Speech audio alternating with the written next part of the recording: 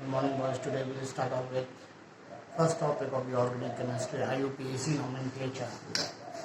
IUPAC nomenclature. It's a body which recognizes the name of a particular thing.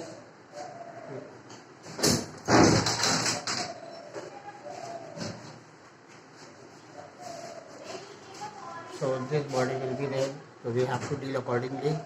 Some rules and regulation to fit the IUPAC nomenclature.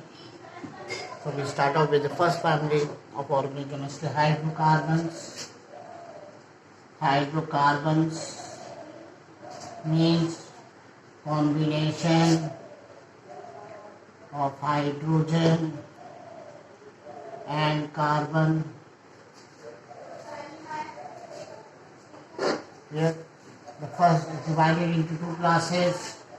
First is saturated hydrocarbons. Second is unsaturated hydrocarbons. Unsaturated hydrocarbons. Saturated hydrocarbons have one family, alkane. Unsaturated hydrocarbons have two families, alkene and alkyne. They contain a single bond between carbon and carbon atoms.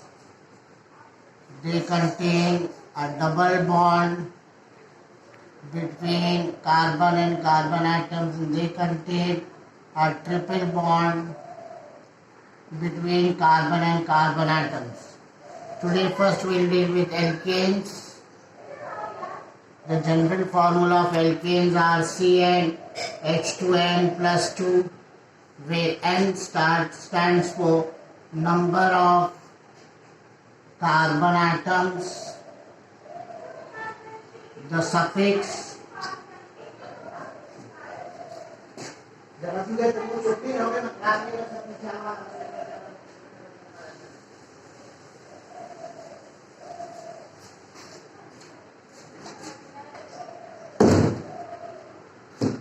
suffix is in when n is equal to 1, the prefix is met, n is equal to 2, prefix et, n is equal to 3, prefix prop, n is equal to 4, prefix but, n is equal to 5, prefix pen, n is equal to 6, prefix hex, n is equal to 7, prefix hept, n is equal to 8, prefix oct, n is equal to 9, prefix non, n is equal to 10, prefix dec.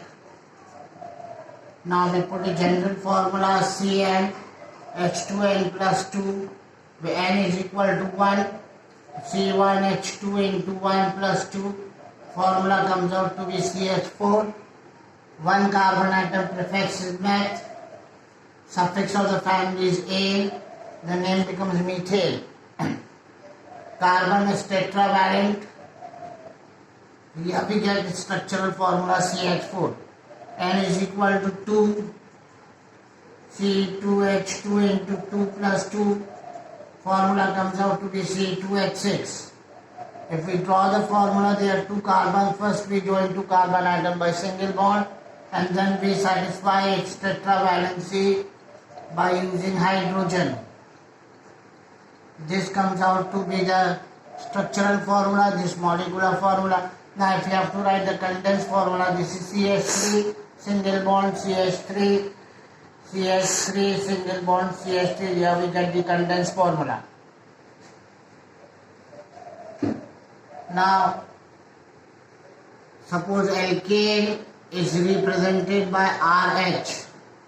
If we remove one hydrogen from here, we get a substituent which is named as alkyl. Alkyl having one valency free. So if we write CH4, we remove one hydrogen from here, we get a subsequent CH3. The name of the substituent will be methyl Ce2H6. We remove one hydrogen. We get a substituent Ce2H5. The name is ethyl, and correspondingly so on.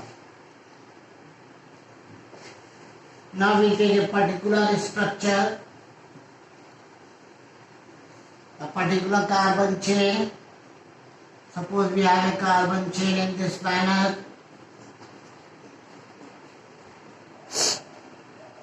Now in a carbon chain, a carbon atom attached to the other carbon represents its degree. For example, this carbon atom is attached to this carbon atom. This will be 1 degree carbon atom. This carbon atom is attached to 2 carbon atoms, it becomes 2 degree. This carbon atom is attached to 3 carbon atoms, it becomes 3 degree. Simultaneously this 1 degree and this 1 degree.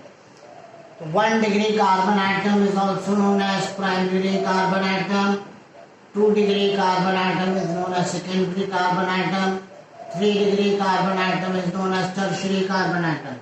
Now we see IUPAC nomenclature of long chain hydrocarbons. There are different rules. Suppose I write a structure. The structure comes out to be CH3, CH3, CH2, CH2, CH3. This is the structure. Now there are different rules to name this particular structure. The first rule is select the longest possible carbon atom chain. Select the longest possible carbon atom chain. The chain should be selected in this manner. Suppose we walk on a particular street from one terminal. First we get a tri-crossing. Suppose we come on this way and we turn towards towards the left. Then we have to leave this place and this place. The straight place. Suppose we get a crossing with 4 different ways. If we are going straight, we have to leave this, we have to leave this. If we turn right, we have to leave this and leave this. And simultaneously, we have to select such a chain which contains maximum number of carbon atoms. So I select a chain, this chain from any terminal to the next terminal, where the number of carbon atoms are maximum. So we get 5 carbon atoms in this particular chain. We take the root word of 5 carbon atoms, we name it as pent.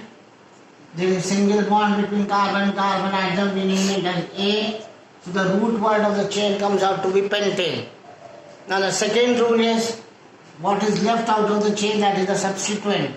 We have to number this particular carbon atom chain in such a manner that the carbon atom on which the substituent is attached should get the smallest possible number. Suppose I number from my right to left 1, 2, 3, 4. The number we are getting 4.